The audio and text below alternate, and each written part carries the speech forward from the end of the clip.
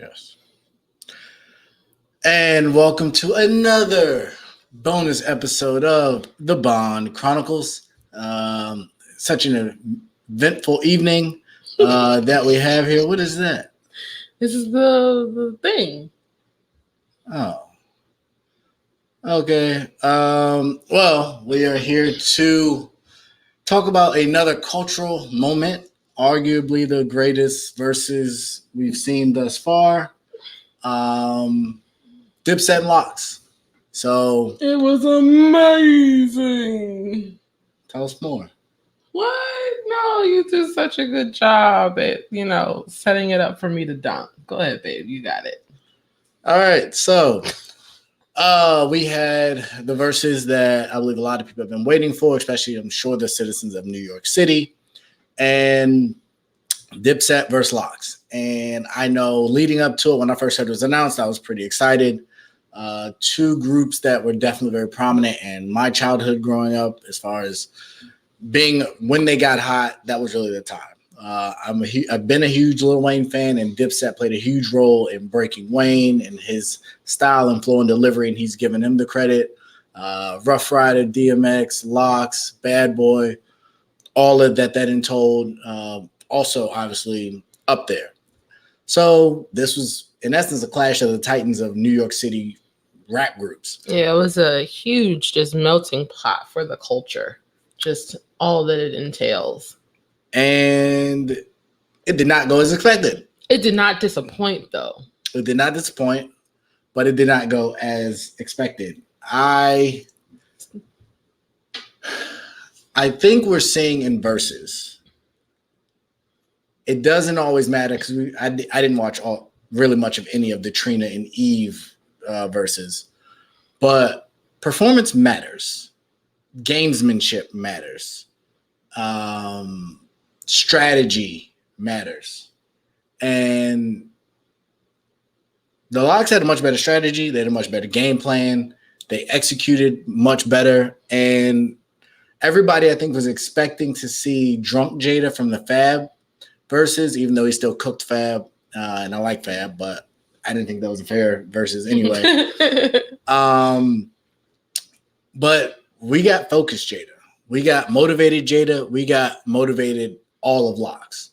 They didn't come to play no games. They came out swinging, and once they swung and hit, they just kept swinging and hitting. Did not miss. And then when they knocked the opponent to the ground, they stumped them out. It wasn't competitive to me. It was, and that's the only part that for me lacked, was when Dipset did play their joints, I didn't feel it. Yes, they didn't do enough. And which is just weird to see, because when you think of Dipset back in the day, Dipset, like, they put on a show for you.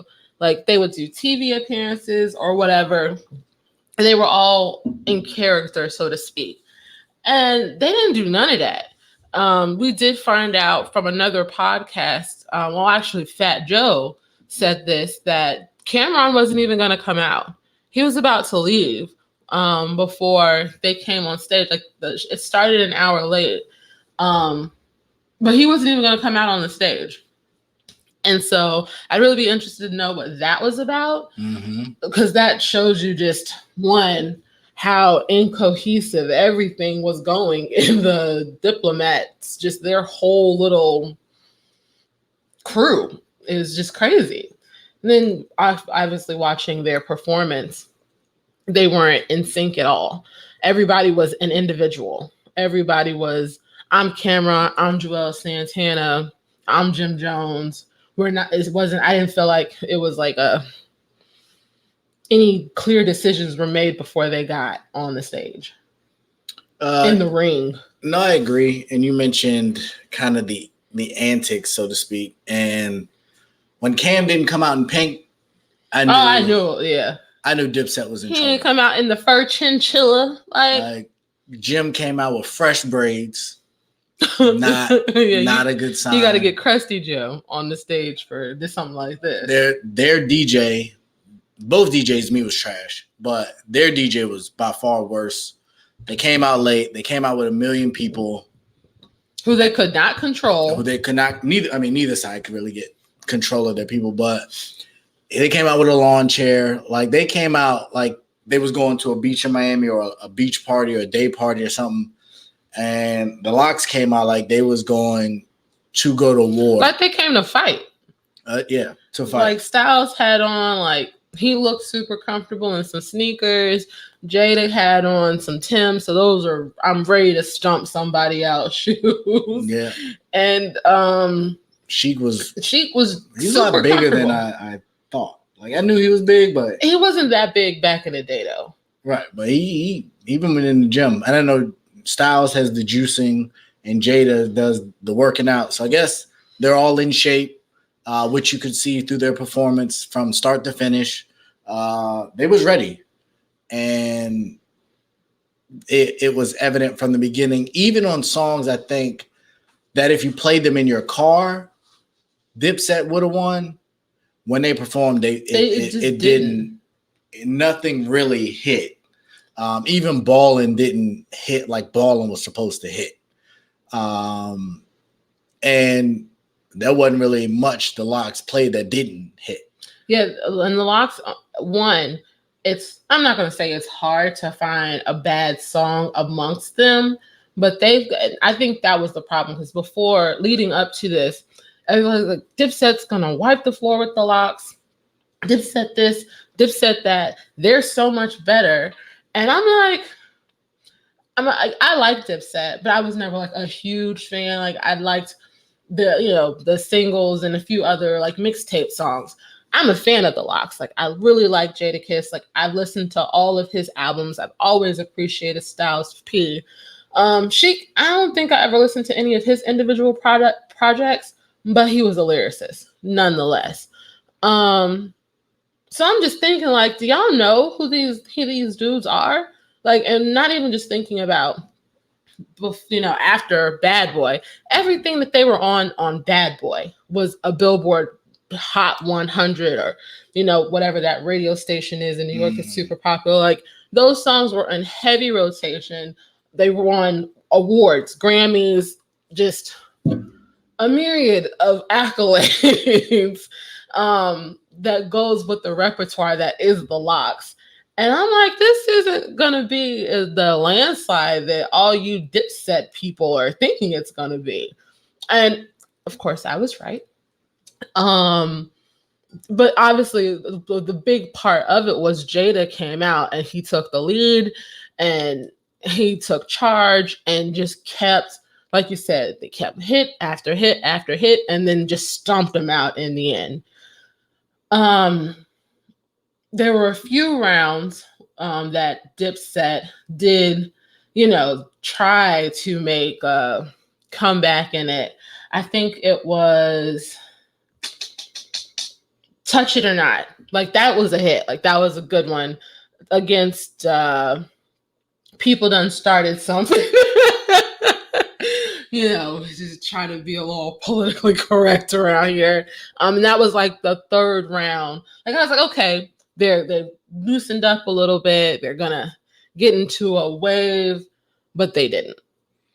I agree, but I think the issue came is Touch It or Not's like a top 5 Dipset song. It is. So they started throwing big records early because of, I think, the way the tone was set. And I don't think they strategized because they came with. Sorry. What are you doing? I didn't mean to do that. I'm sorry. They came with, was it Banned from TV? Crunk Music. Which is a dope song, but. Yeah, so they came with Santana's Town. So they went with Crunk Music, Touch It or Not, and Santana's Town, which are big records. And the LOX is like, we're not moved by that. We don't care. We got that. And they just played right through it to I was trying to think of when they played. The Reservoir Dogs was a big comeback, but there was one more that they did. And I don't know where it is. I didn't go through this list enough. It was just pulled up.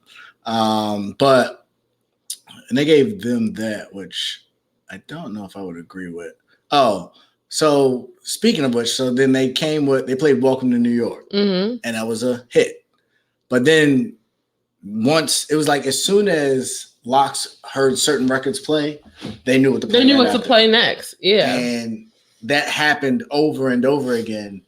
And so I just shout out to them. They were unified. They knew each other's words. They were in shape. They executed they completed the assignment. They understood the assignment. They understood the assignment and they executed highly. Cam finally played Old Boy and Hey Ma, thinking that those records were going to hit.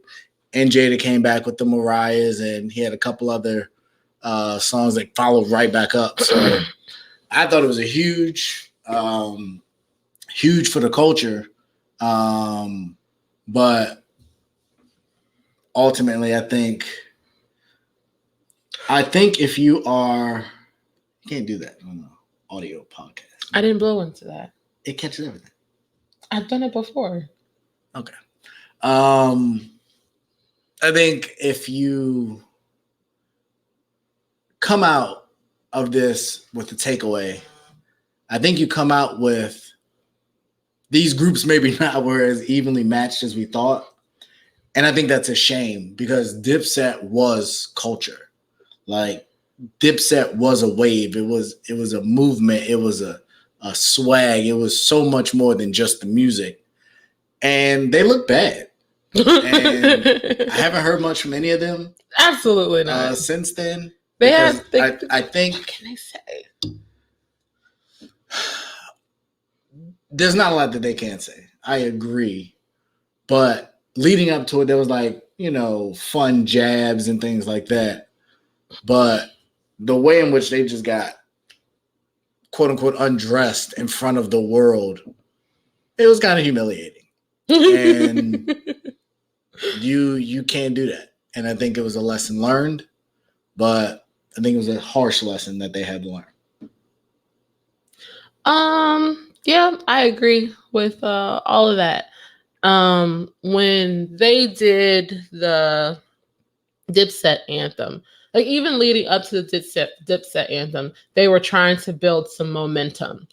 But it was like you said, as soon as they heard certain songs, they already knew what they were going to play in response to that. And so, love Dipset anthems. Probably one of my favorite Dipset songs. But for that to be followed by the Benjamins, like there is no place in the world when that beat drops that it don't hit. And I even when we were watching it, I posted it on Facebook. I was like, that was smart.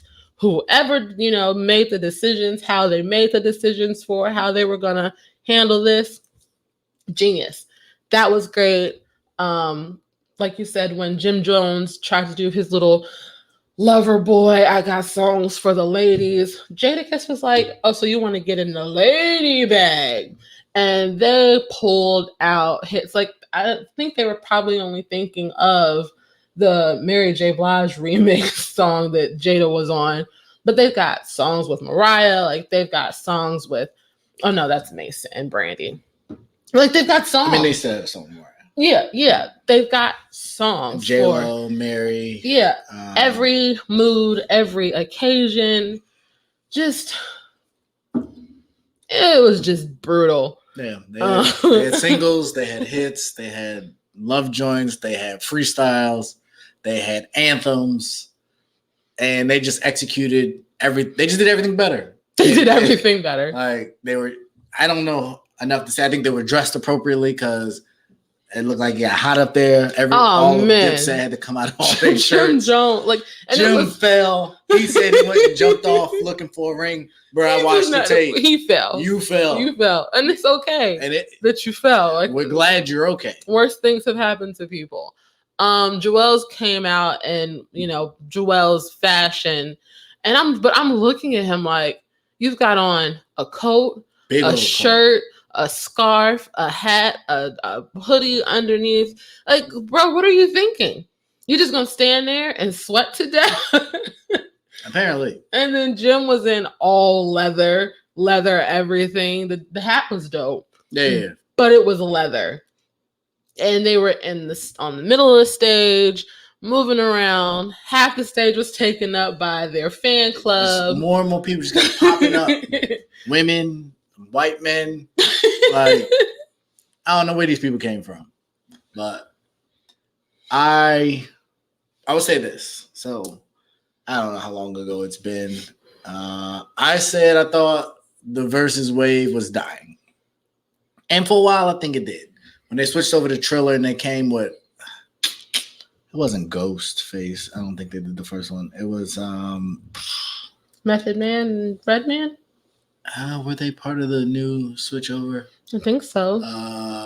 They may have been. D'Angelo? But nah, that was the last one. D'Angelo and Friends was the last one, which I thought was awful. Yeah, D'Angelo wasn't that great. But I'm almost saying it and I can't say it. But nonetheless, like, I thought there was an opportunity for it to really fall off. I thought the big acts had kind of moved on. I didn't know really what to expect. They had the rematch between Swizz and Tim, which was cool. They had the Earth, Wind, and Fire and the Isley Brothers, which was cool. But for modern day, I thought they had tapped out. And so we're waiting to hear what the next one will be. I haven't heard anything. But I mean, when we were having that conversation, I said to you, it's like, if they plan it strategically, they can still ride the wave. But their biggest competition was outside opening back up again. Right. And now that is kind of like looming in the balance, all they have to do is plan around athletics now. Yeah. And so this was on a Tuesday night, which I thought was smart. But to your point, that was a lot of why I didn't think it would work. And I think the Bow Wow and Soulja Boy was on a Saturday. Yeah. Because we had to go back and watch it. So I think they learned from that because I thought that was big. But Saturday night, as things are finally opening up, you're not going to get the best audience. So Tuesday worked. And now that things are starting to shut down a little bit, I think that fortunately for them, I think they'll be back. Yeah, like according to them, viewership has not really dropped a whole lot. And now I don't know necessarily how true that was. But a big part of it's going to be who they can get to come on, because it's the names. They've switched the platform, which I'm not a fan of. The Triller app is stupid. I mean, we used the Fight TV. Oh yeah, we did use the Fight TV. Because the Triller app does suck. Yeah, it was hard to navigate, hard to figure out where you got to go to get to the actual live stream. Even the Fight app, there's a bunch of other stuff. I had to scroll and find it. Like, it should be banner front and center, like with the Kanye thing. There was like 8 different options to live stream the Kanye, event. yeah. But it was the same way when the Verzuz was on Apple. Like, you go to the page and it's like, boom, there it is. Come watch us. Yeah. So I hope they can streamline that a little bit more. And lucky for them, there's still a lot of artists who seem interested in doing a Verzuz, who have good catalogs of music. I don't know if you saw it, but Jennifer Hudson would be interested in doing Verzuz. No, what's that face for? Okay. I'm not watching Jennifer Hudson. Oh, I mean, I know you're not watching Jennifer Hudson. I don't. But other see people. 20. Oh yeah, she doesn't have 20. No, So and then they were talking about being Fantasia, who she would go up against. And Fantasia, I love Jennifer Hudson. I've listened to a lot of her music. I thought you was about to say something crazy. Nah, but Fantasia would, respectfully, wipe the floor with Jennifer Hudson. So we'll see what they've got lined up. I've definitely been enjoying what they've done so far, so I'm excited. I did think it was interesting, and we are planning to go to Hers Light Festival in New York in October. Can't wait. But Please don't shut down. she recently posted that she basically saying that she had a 20.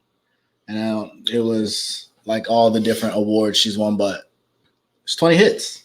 So I would watch it, whoever they put her up against. I would. I'm fan. So no. Her, I would definitely watch her versus someone. Whoever. Nah, she still gotta make sure she's matched appropriately. Oh, I mean, for sure. I'm just saying, like, I would watch go out there embarrassing my girl. She wouldn't get embarrassed. Like, I'm just saying, in general, she has enough songs at this point that would qualify her to go and get on that stage and see what she can go up against. Who would she go with? I would put her against like Jasmine Sullivan. That could work. I don't think Jasmine's 20 was gonna match hers 20. Jasmine got features though. She's got features, and her first 3 albums were really, really good. And those all had top 20 singles on it.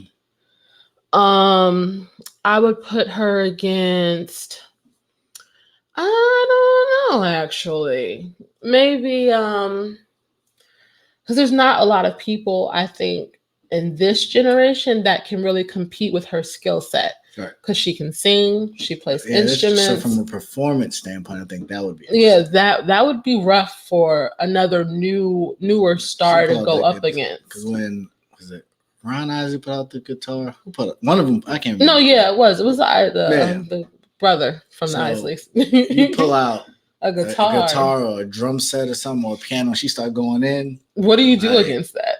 And you're just over there standing there dancing a 2-step. It might be a long night. So no, I'd be curious. But yeah, so that would be an interesting. Whoever she would go up against would be definitely view worthy. Good deal. Well, that's what we got on the Verzuz front. I was definitely impressed. Swizz, Tim, definitely keep up the good work. Definitely like, share, and subscribe. We are the Bond Chronicles. I'm Mr. Ray Bond on Twitter.